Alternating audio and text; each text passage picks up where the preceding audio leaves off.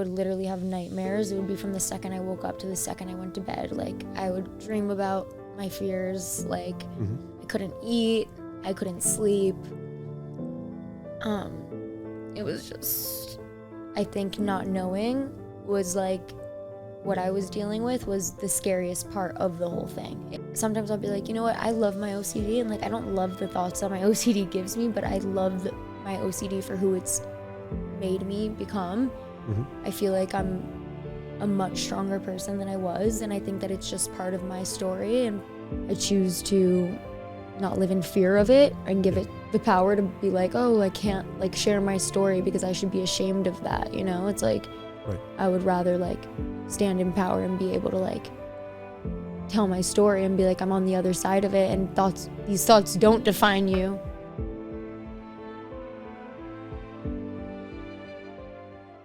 Hello, everyone, and welcome once again to another episode of the Get to Know OCD podcast.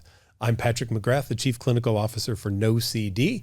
And if you're looking for help for obsessive compulsive or related conditions, check us out at nocd.com. If you like the Get to Know OCD podcast, well, subscribe to us on our YouTube channel for NoCD. I am very excited to have today a streetwear brand creator. I mean, this is a first for me, I have to say. Camaryn Swanson. Thank you so much. Welcome. Thank you. I'm happy to be here. I'm thrilled you're here. Happy to be doing this. Yeah, and I may hit you up for swag after this. I don't know. You should. Definitely hit me up for swag, please. I'm wearing my brand right now, Oh, actually. look at that. It's lovely. lovely. Elements. Element. Tell us about Element. Yeah. Me and my sister started Elements in 2022. Okay. And we started off with like leather and nylon, and that went really well. But now we've kind of transitioned over to sweats. Okay. And yeah, we love it. It's fun. We're both very creative. Nobody wears sweats. What are you talking about? That's all I wear. Oh my God. Everyone is wearing sweats these days. It's amazing. You can't go wrong with sweats. So even on airplanes. I mean, it's like the travel trend now, isn't it? Yeah, this is definitely what I'll be wearing all summer long for all my travels. Wonderful. Well, that is great that you have this success. But thank you. Most people come on here, and I'm going to bet you're going to tell us a little story about this, because OCD's been a part of the journey to get where you're at. 1000%. Okay. Yes. So what is OCD to you, and how have you experienced it? So looking back, I guess we'll just touch on like my whole mental health journey, sure. I guess. Mm-hmm. So looking back as a child, I was always very worried. Like, everyone would call me a worrywart, a hypochondriac. Like, that was just like me in a nutshell. I would do little things. Like, looking back, I feel like I didn't think it was a big deal, because the little things I would do, I felt like they were protecting me. Of course. So like, for example, I would like check if my sister was breathing every night, and like touch her stomach to make sure she was breathing. Or like, if my parents like went for a drive, I'd have to call them and be like, drive safe. And like just little things that I would do would make me feel like I was like keeping myself and my family safe. Now I look back at that and I'm like, okay, maybe it wasn't just anxiety, it was probably OCD as well. Sounds a little OCD. Yeah. Mm-hmm. Yeah. So that was that. And then I feel like when I got a little bit older and I like got into high school and I started just like living my life and like being with friends, and I kind of like forgot about that. I was still very anxious, but I wasn't as anxious. Like when I was like 8 years old, I remember I would like make my mom wait at school with me all day because I was afraid that if she left, something bad would happen to her. And then like if I had done something bad or like silly or like, you know, like I was just a little kid, I would like write in a there used to be these like diaries where you could write, and it was like invisible writing unless you had a pen. Oh, yeah. So like I would write in the diary like any little thing that I thought I did that was bad, like in school, just because I thought if I didn't write it, something bad would happen to my family. So that was your neutralizing behavior. Yeah. Is that okay? So I would do like little things like that. And then when I got older and I was in high school, all of that, those things kind of went away, but I had really bad health anxiety. Which when I was in second grade, I got diagnosed with epilepsy. So I thought that's where it's like kind of stemmed from. I'm sure it played a part in it, you know, but I was like, I've always been the type to go to the doctor and always get my blood taken every month and just like always think I'm dying and just like stuff like that. So I would think that like all throughout high school, I feel like. And then I mean, I never experienced it to the level that I recently experienced it. Okay. I always just thought I was like a super anxious, hypochondriac, like extra worried person. Mm-hmm. So, did I answer your question? That was great. But Sorry, no, I'm rambling. No apologies, please. But then I heard there was a TikTok that happened, and that set something else off. Oh, yeah. Okay, so I moved to LA in 2021, January 2021. And I moved in with my ex-boyfriend, and I lived with him for 2 years. And then my sister moved to LA. We started our company together. When she moved to LA, I moved in with her after me and my ex broke up.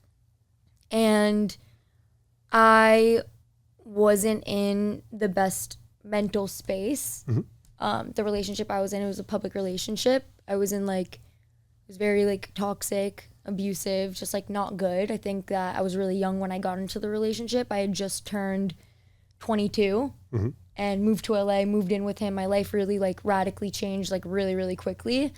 And he was just the type of person that like wanted to tell me how to dress, wanted to tell me like what I should look like, how I should present myself, what deals I should take, because like I was signing with an agency to do brand deals and whatever. Yeah. So I kind of like lost myself, I feel like, in that whole thing of being in such a toxic relationship. And then once I was finally out of the relationship,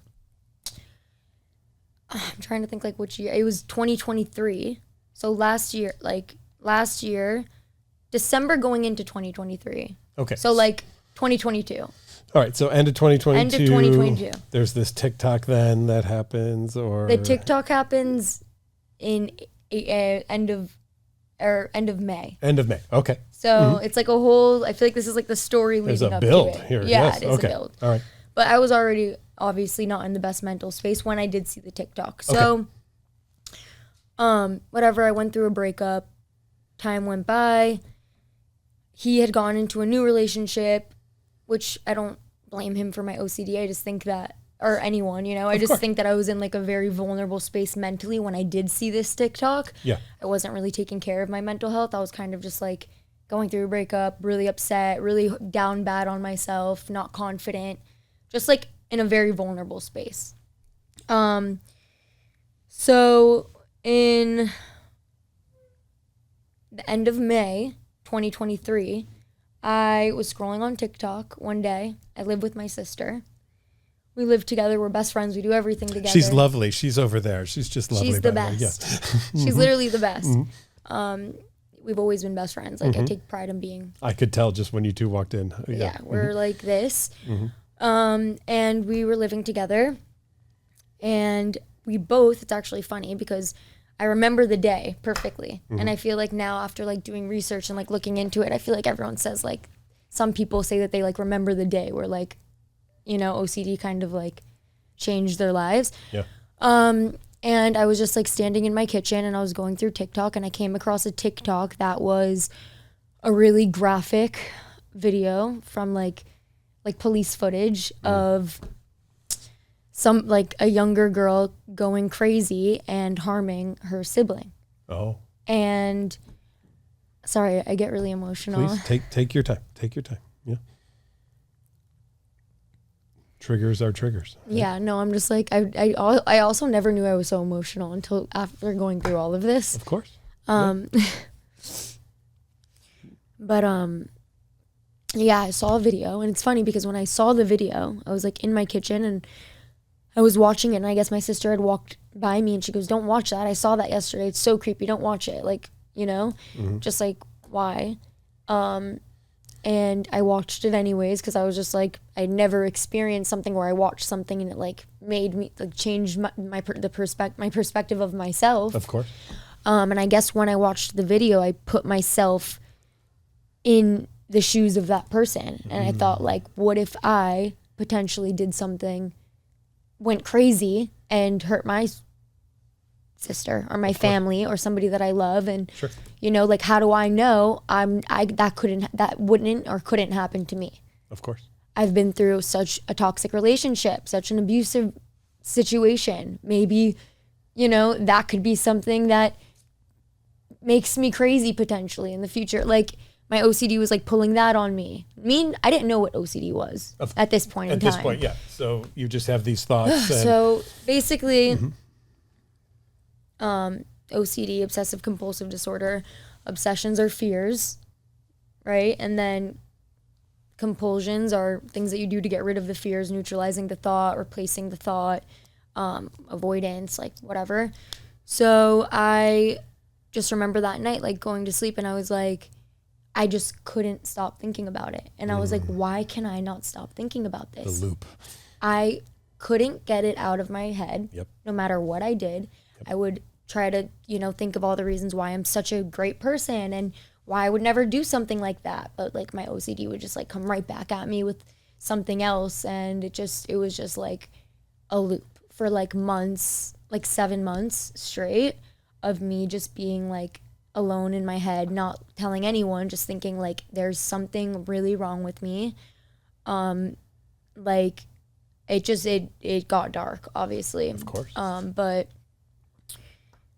yeah, it was the craziest thing I had ever experienced in my life. I was just like, what is wrong? Like I really just thought I was losing my mind. So I just remember like that night like changed everything, and I just remember being like, why can't I get this out of my head? And it was just hell, to say the least. I call OCD the hamster wheel of hell.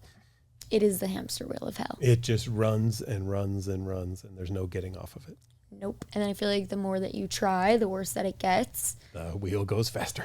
And I wish I knew that in the beginning, because it's all I tried to do was, I had like pure OCD. Like everything I would do was I would just ruminate and try to neutralize the thoughts or make sense of why I wouldn't do something like that, or like how I know I'm not going to go crazy, and just it was just never ending. And I didn't know what to do at first. So I feel like at first any normal, sorry, I don't like using the word normal, but anyone would, with that happening to them, I feel like that would be your first instinct is to like do that, because what else are you supposed to do? Like you don't know what you're supposed to do at that point in time. Nobody does. You don't know that it's OCD. So it's like, it's obviously not spoken about enough, and that's why I'm here today to spread awareness, because I think not knowing was like what I was dealing with was the scariest part of the whole thing. It's already scary on its own, but then to not know what you're dealing with makes it that much harder. Yeah. And then you found out. And then I found out I had OCD. Tell me about that. So I got to the point where I was just like, it was like I would literally have nightmares. It would be from the second I woke up to the second I went to bed. Like I would dream about my fears. Like I couldn't eat. I couldn't sleep. It was just, sorry.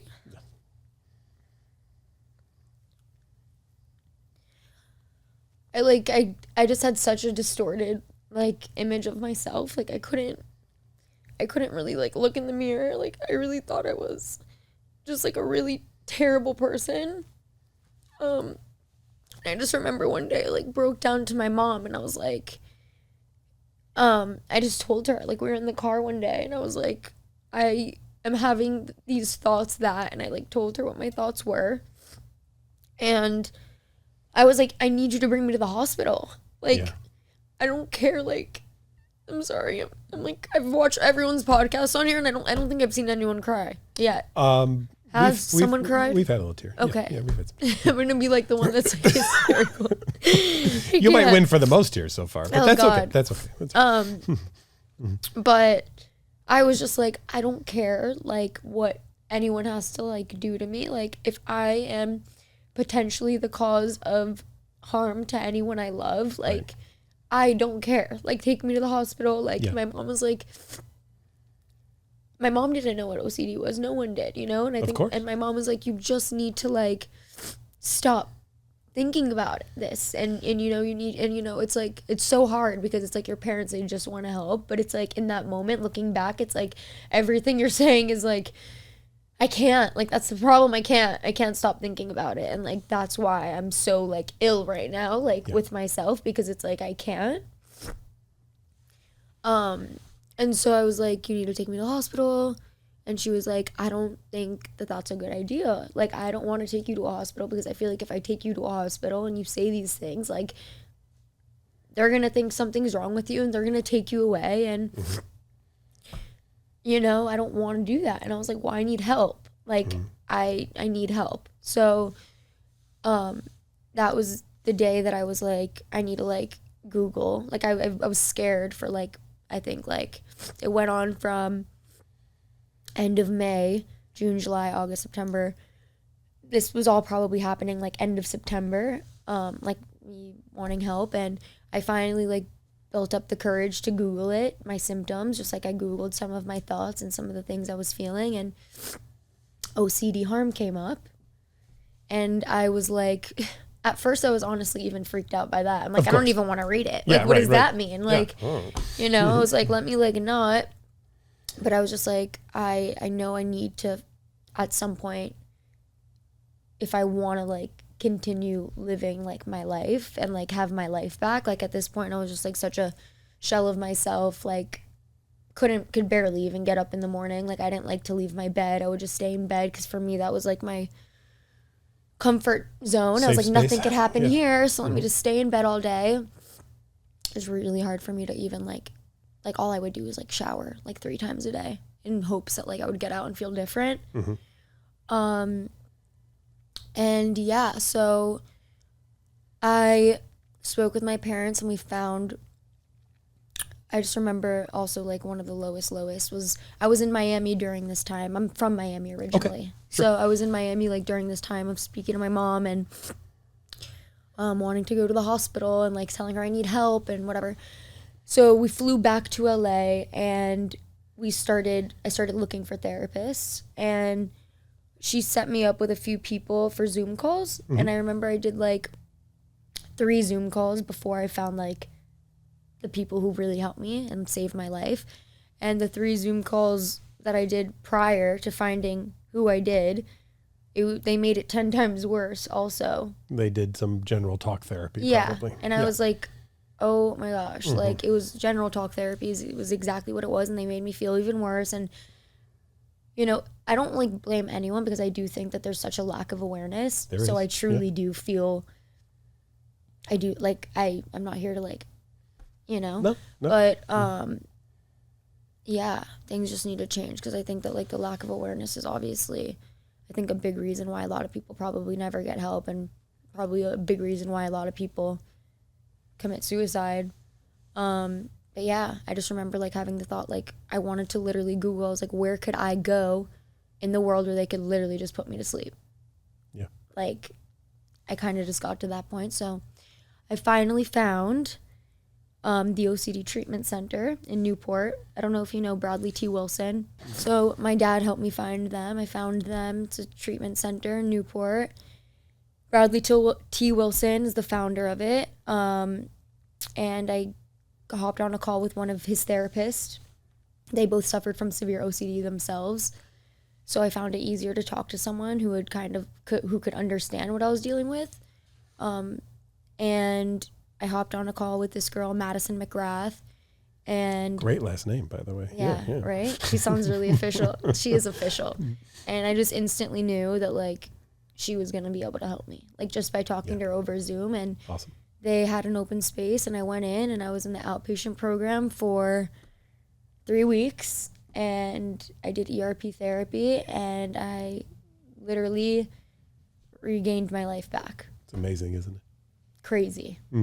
It is amazing, because I truly, like, in those moments, like, even going to ERP, I was like, you know, obviously you have all the questions, like, is it going to work? What if it doesn't work? You know, like, and thank God I really just dove into it and just, you know, put it all out there. And I scored, like, subclinical at the end of. Nice. Yeah, so it's a lot.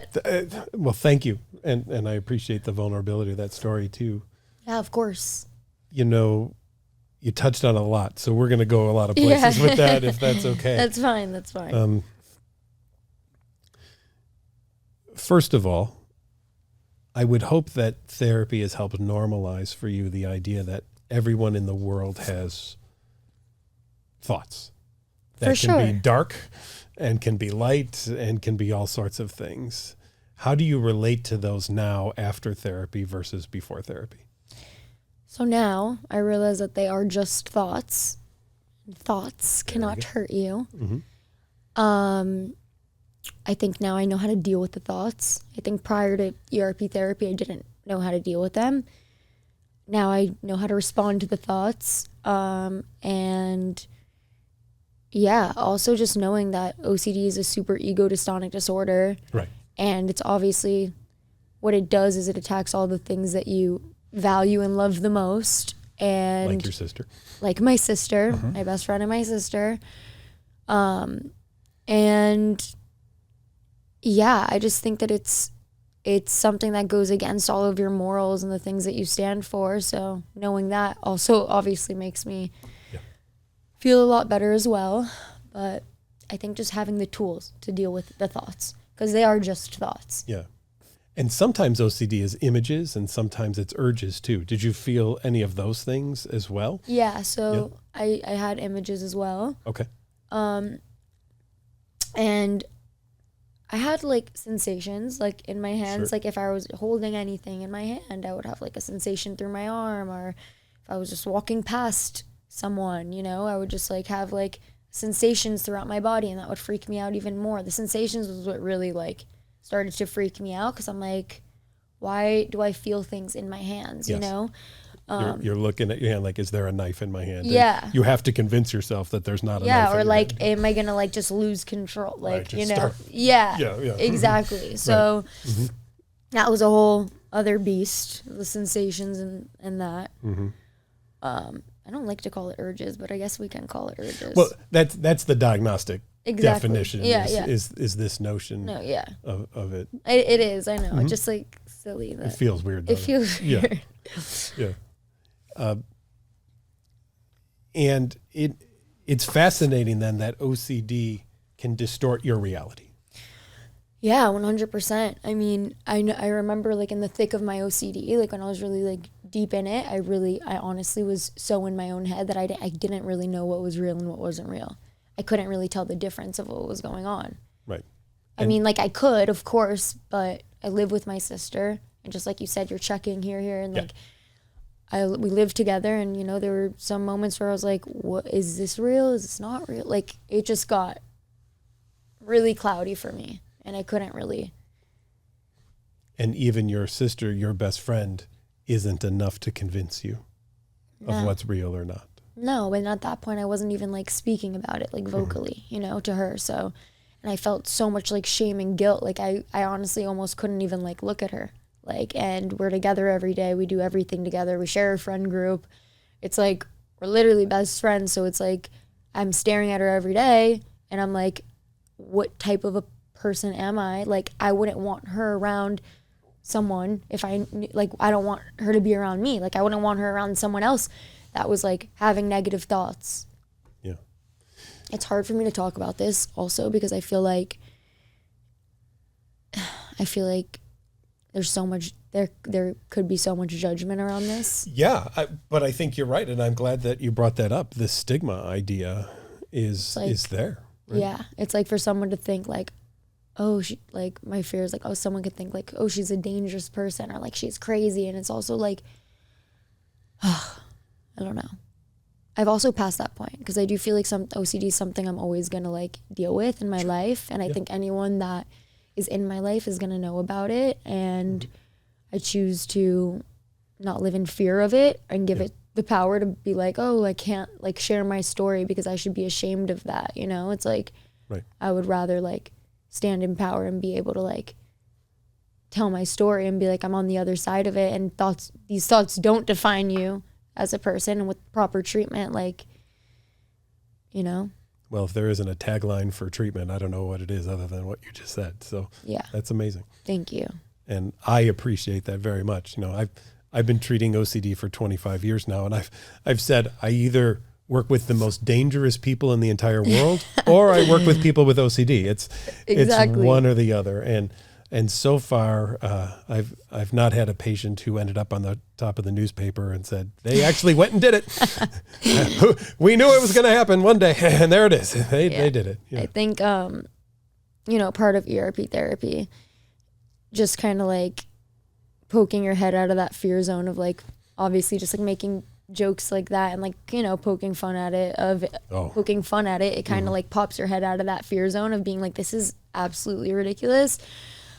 But yeah, I thought of that because you said the news, haven't seen it in the newspaper yet, but I remember one of my assignments like through ERP was like, I was writing like crazy narratives. Oh yeah, those are great. So fun.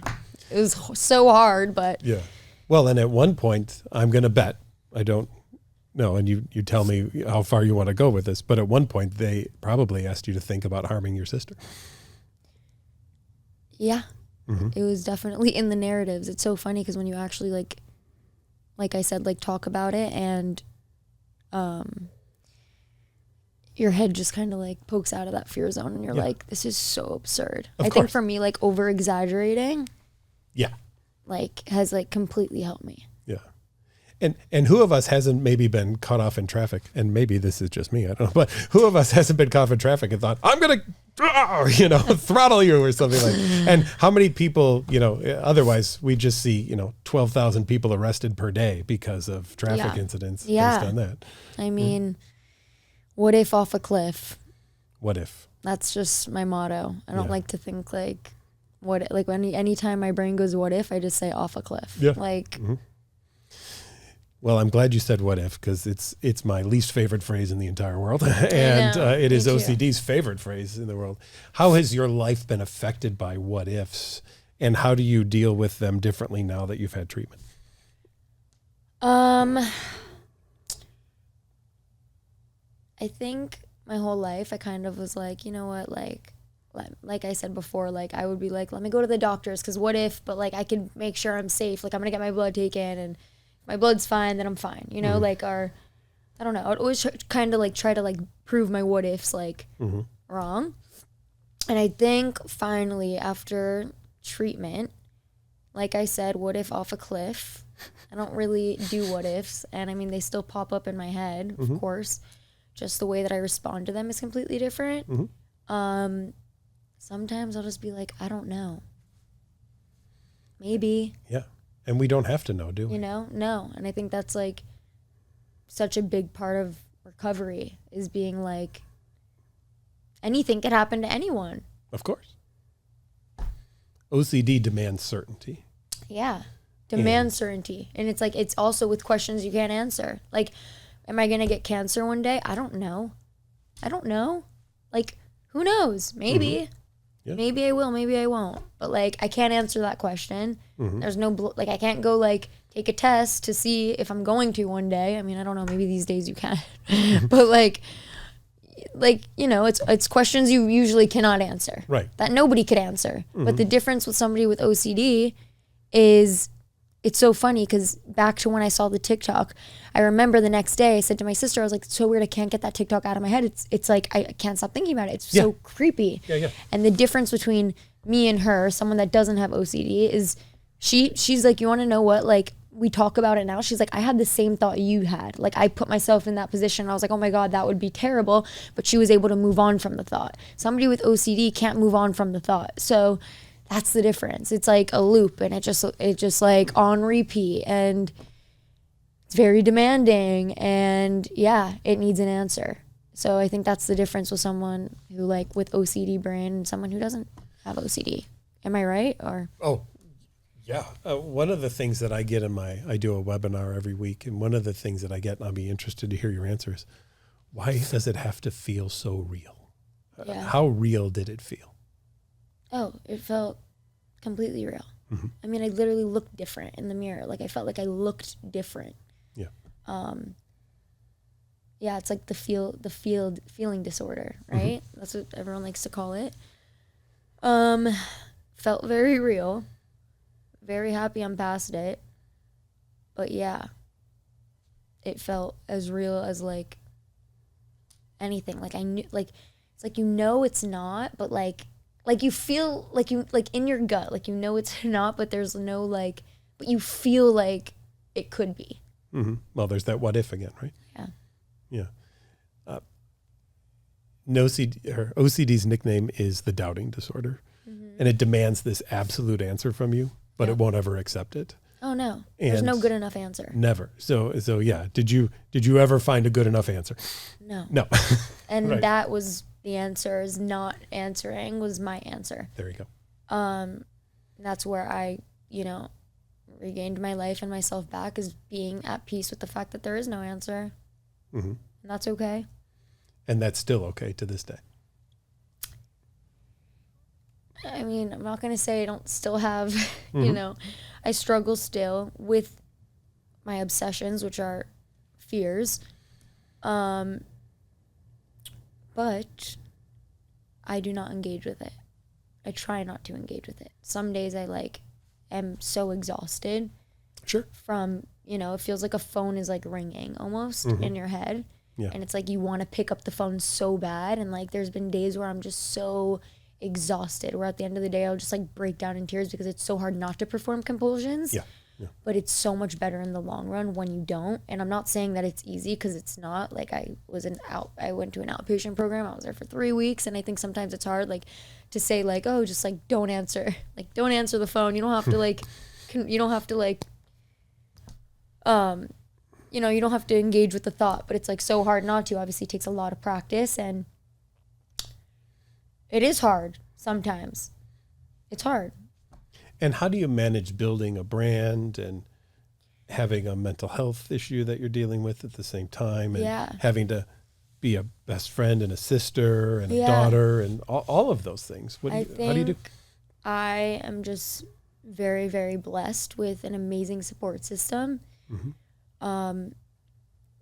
You know, my mom and my sister and my dad stood by me the entire way through all of it. And, you know, my sister actually like came into therapy with me.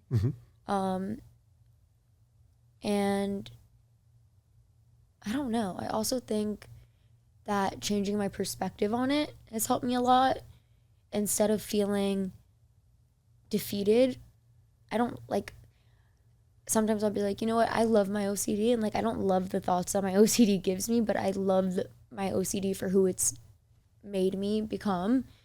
I feel like I'm a much stronger person than I was, and I think that it's just part of my story and part of my reason to my purpose of what I want to do, you know, with my life. And like I want to help people who suffer from this, or people who don't know what's going on with them. I like pray and hope that they'll be able to see this, or like just not feel alone.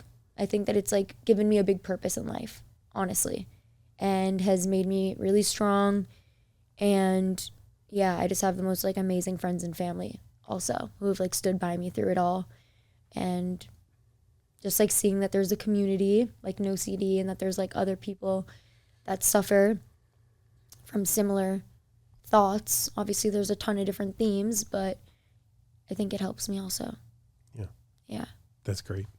Thank you. And I appreciate that too, because you know it's people like you who put a face to what OCD is and demystifies this notion of, you know, this idea that, oh, it's only people going into hospitals, and sadly we still have old ideas about, you know, mental health. And here the success you've had in life and the work that you're doing Thank you. while doing this as well too, I think is just such a great model. Thank you. I think even coming here today, I spoke to my parents, and of course they have their concerns. They're like, you know, I think any parent would. They're like afraid of like what people will say and whatever. And I think that like probably because I feel like mental health, it was so like taboo. Yeah. You know, I feel like people like now today, like this new generation and like where we are today as a whole, I feel like everyone's on board with like mental health and mental health awareness. And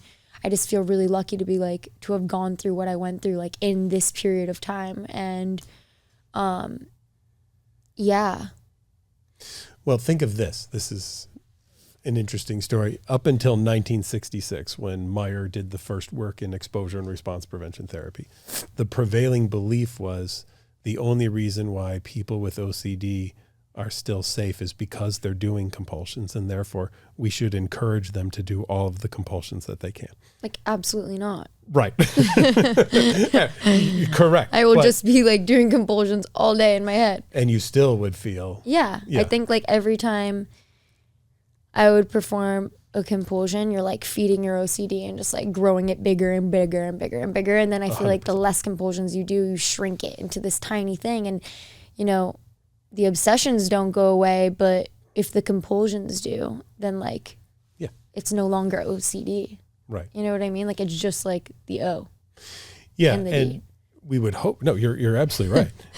and we would hope to, and I think it sounds like you're at that point where you're kind of, again, I don't like the word normal either. So, but normalized to the notion that everybody in the world has weird, strange thoughts. We all do. 1,000%. Yeah. I mean, I've treated so much OCD now that if you and I were on a staircase, I would think about pushing you down the stairs. Yeah.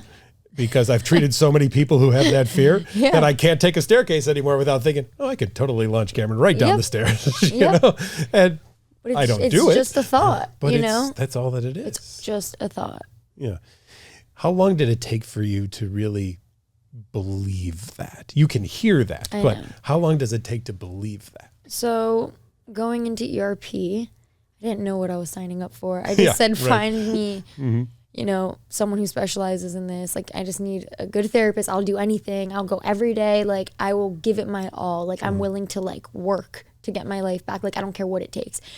And I did not know what I was signing up for. And I remember just getting there, and, you know, it took me some time. I want to say like middle of week 2. Okay. Yeah. First of all, I was taking everything way too literal, like trying to make sure I was doing it exactly right. And I'm using all my tools that she's giving me mentally. I'm using them correctly. And OCD then it's like, takes over OCD treatment. Yeah, there it is. Exactly. Yeah. So my OCD is like kicking in if I'm like doing it right or if I'm doing it wrong, or like, can I do it wrong? And if I do it wrong, what's going to happen? Like the whole thing. So I started on 10 milligrams of medication because I had gotten on medication before I even got treatment. And then like mid-treatment, I remember I just like called my psychiatrist and I was like, is this normal what I'm doing in ERP right now? Because I'm freaked out. Like, I reached a point where I was like, I kind of want to just like, maybe I shouldn't go back. Like, you know, I just like got really like in my head about it. Yeah. And he was like, yeah, this is normal. He like looked at the center I was at. He's like, this is a great place for you. Like, you should stay, whatever. Let me maybe bump you up to 20 milligrams, keep going to therapy, and let's see what happens. So I bumped up to the 20 milligrams. I went back to therapy, and then something just clicked. Like, I think it was just like my sweet spot to get on the 20 milligrams of medication, but also treatment at the same time. And just like, I just remember one day like going in and being like, maybe what I'm supposed to do is like nothing. Like, I think I was just like trying to do way too much. Welcome to ERP. Do nothing. Do nothing. And it took me a while. It was not hard. I mean, it was not hard. It was very hard. It was very hard. It was like, I was like stuck between a rock and a hard place. Like, I felt like if I didn't care, then like, what type of person am I? And like, I'm going to go crazy. You know, so it's like you want to hold on to like the fear of that, but then it's like also like there's so much freedom in like just letting go. We call that the back end spike. Now that I'm not afraid of harming my sister, does that mean I'm a terrible person because I'm no longer afraid of harming my sister? Yeah. Exactly. And that's like the last grab and that that's OCD exactly does. what it did to me. Of course. Towards the end. Yes. And that was probably my biggest barrier in the end of therapy, for me to like let go, to be like, how am I gonna like have a thought about hurting someone? Sorry, I don't even like saying my sister. It's like so, but it's okay. How am I gonna like have a thought about hurting my sister or somebody that I love and then like be okay with the thought? You know what I mean? Like, and it's not that I'm okay and I'm like, oh, I love this thought. Like, thank you for showing up. It's just like, how am I gonna like move forward with my day and like proceed to like the next thing I'm supposed to do with my day? Yeah. You know, like, what type of person does that make me? And that was like my biggest battle. Yeah. in treatment. And then once I finally, they called it a rock and a hard place. Once I finally like let that go, it's where I like found my freedom. And yeah, I can't even believe that I like went through all of that. Sometimes I'm like, what the hell? Like, how was that almost a year ago? Right. I was working with someone once 18 years ago who had this idea that if they had a negative thought about their parents and didn't say a prayer afterwards, their parents would be dead at the end of the day. So Yeah. I still have a card in my wallet that says, I hope my parents die tonight. And I've carried that in my wallet for 18 years now. I know, it's like funny. It's like once you start like over exaggerating or like agreeing with the thought, that's how you disarm the thought. Yeah. Obviously you would never know to do that originally. No, like without no. treatment, like who's gonna be like, Yeah. I mean, you know, and it's hard to do. It's not an Of easy course. thing to do, but once you do it, yeah, you disarm it and you kind of like give it no more power. I think still one of my favorite days ever doing therapy was standing at a train track about a foot from the tracks, my hands behind my back, and a person behind me who had a fear of what if I push people into trains, her hands on my shoulder, and me yelling at her for 3 hours to push me into every train that came by. Yep. That was a great day. Right? It's like finally when you realize, okay, clearly I don't want to do this. Yes. And she was like, well, I guess I'm not going to push you into a train. I said, well, there we go. You know, but It's so crazy how the brain works. it is, isn't it? It's really like insane. When you give OCD what it wants, it just grows. Yeah. And when you take away what it wants, it shrinks. Exactly. So, yeah, that's what I do, is I don't give it what it wants. I don't feed into the thoughts. Yeah, and that's what I hear about now. I mean, so tell me, post-treatment, what's your life like? Horrid. Like, honestly, the thing is like I only suffered for 7 months and it literally like breaks my heart that I know that like most people suffer for like 7, 13, 14 years. Yeah, it can go 14 to 17 years kind mean, of where people like, don't find that. That literally like, shout out to anyone who's dealt with that. Like they're so strong. Like that makes me like, that actually brings me to tears because it's like I suffered for 7 months and I mean, I was like, I didn't really care to be alive. Like, honestly, I didn't. Like, I didn't see myself having a future. I didn't see myself, like, going anywhere, getting married, having children. Like, I just thought I was, like, a complete monster. Just, like, not a good person. I really, like, I lost myself. Like, I really did. Like, I had zero love for myself. And like I said before, I was kind of already, like, to the ground before OCD, and then when OCD hit me, it's like I was really to the ground. Yeah. I was in a very vulnerable space when I entered the OCD cycle. But yeah, there was no life. My life, I didn't really have a life. Like I couldn't do anything. I couldn't work. I couldn't think of anything else. I could barely eat. I couldn't sleep. Like I would just, and if I was sleeping, I was like having nightmares.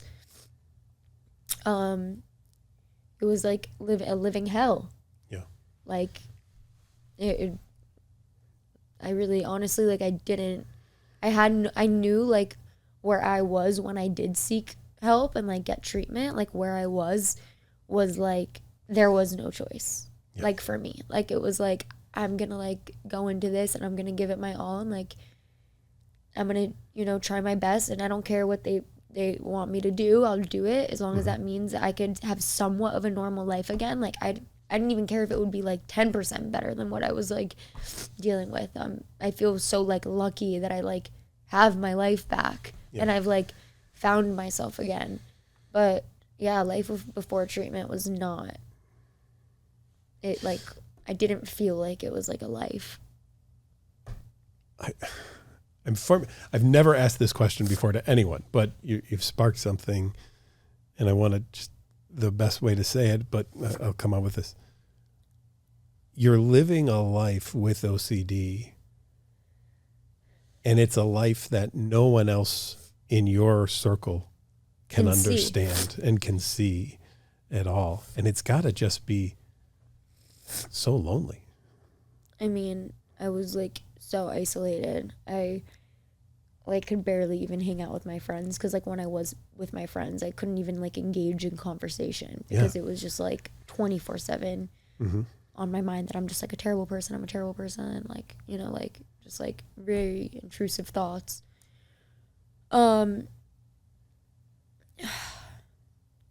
Yeah, it's lonely. It's very lonely and very isolating. I remember like when I first opened up about it for the first time to my family, I felt like a little bit better, but it was like for months I felt like I was almost like trying to like act like everything was okay. Like I felt like on edge 24/7 to like make sure I was just like in fight or flight. Like I would just get ready and like pretend I was fine, but it's like I just wasn't okay. Like wasn't even like, it was just weird, honestly. Like looking back, it was just a really trippy time. Mm-hmm. Well, and again, that stigma piece, because the less that people have to live like that, and the quicker people get to treatment. Yeah. And don't even have to hopefully wait 7 months. 1000%. At some point would be amazing.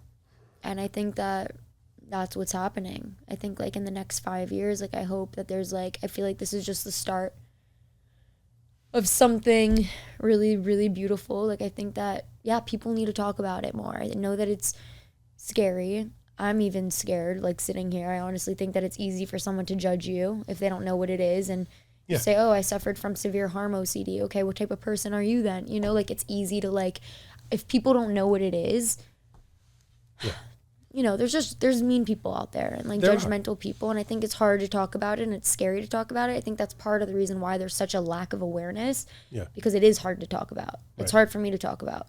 But I think we need to normalize talking about it, because I think us not normalizing it and looking at it like it's some like big bad thing is like holds everyone back. Like, let's talk about it. I'm really passionate about it. Obviously, I want it to be something that's spoken of more.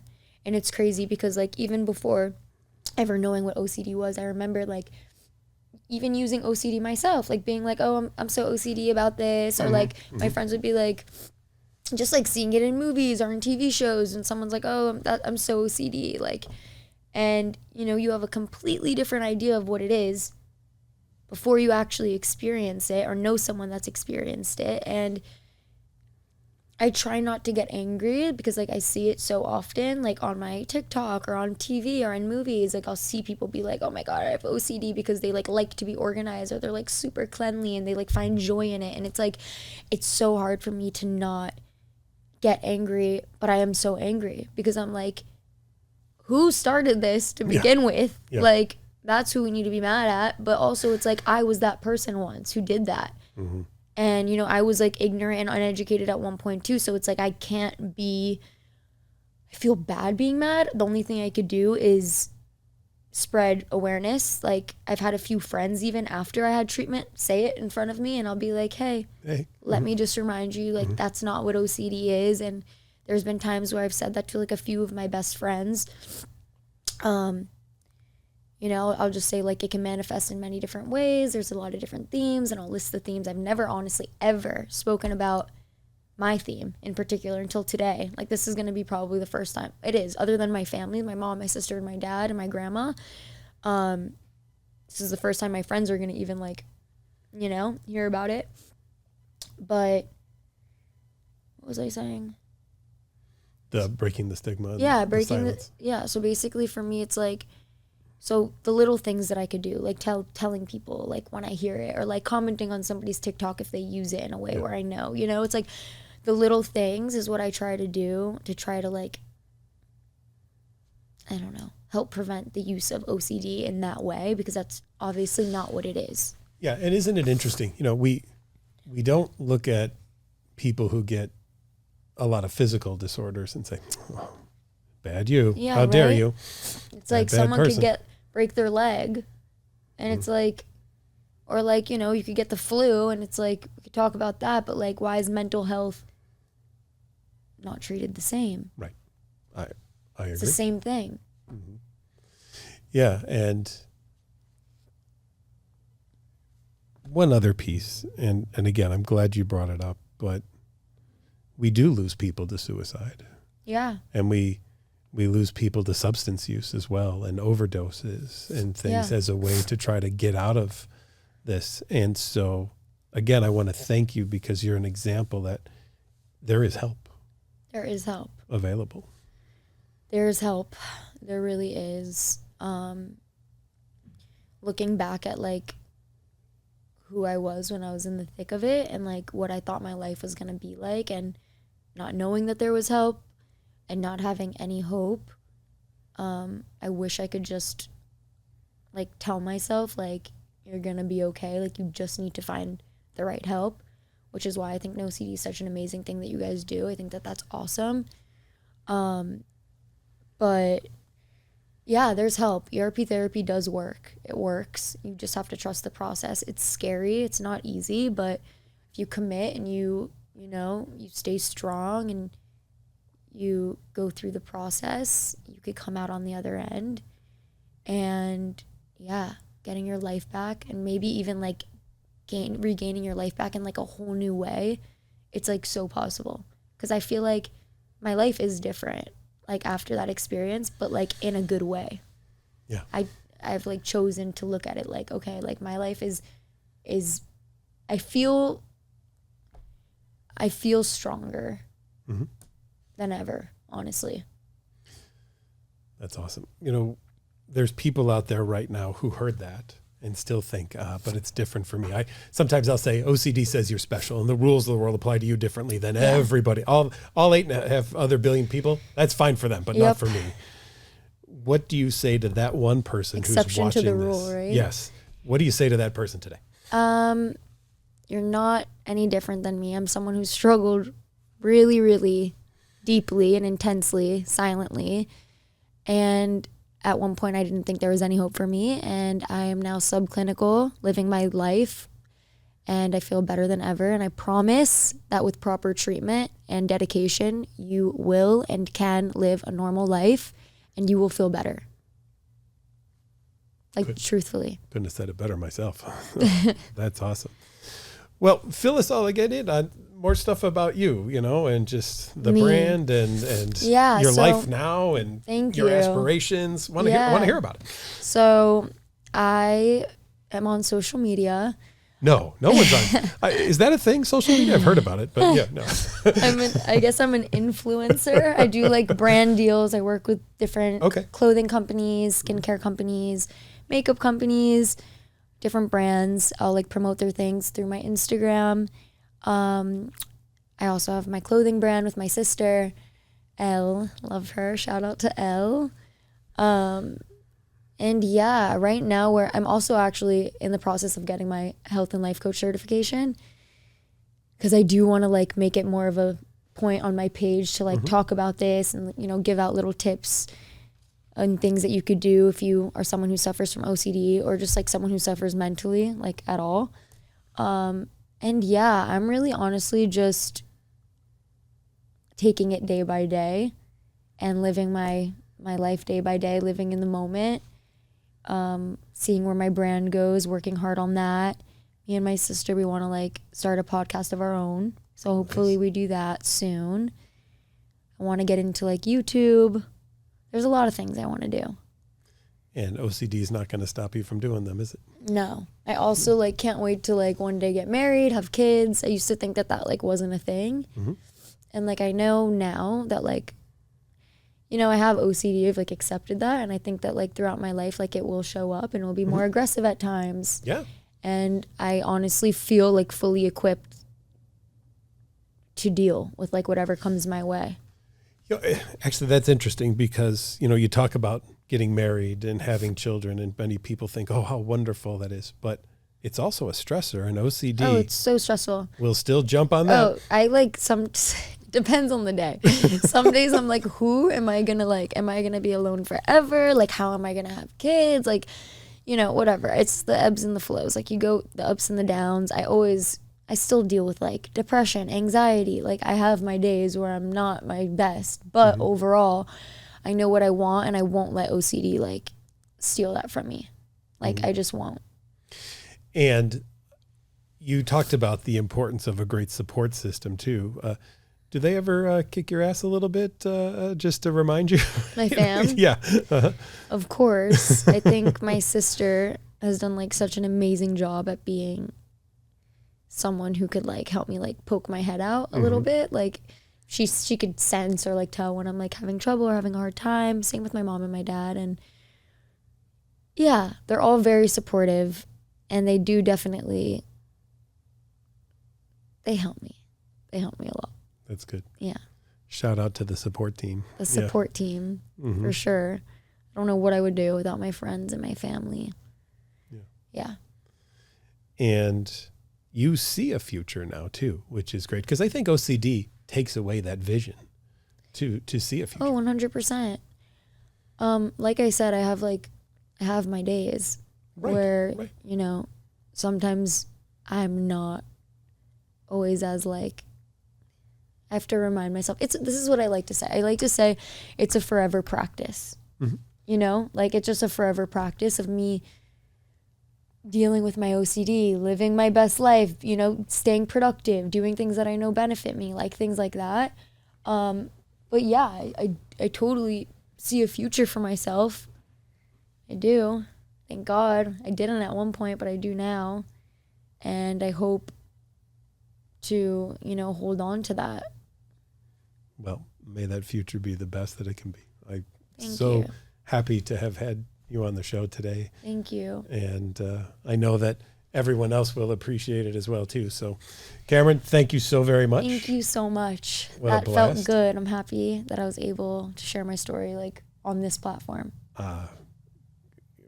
It was amazing. And Thank you. there are so many amazing little stories and just cuts that you have of phrases and ways to describe it that I know people are going to take away from it. So it'll be Thank you. I appreciate that. Thank you so much. And thank you all for watching the Get to Know OCD podcast. If you're looking for help for OCD treatment or OCD and related conditions, check us out at nocd.com. And if you like the Get to Know OCD podcast, you can subscribe on the NoCD YouTube channel. Have a great day. We'll see you again soon.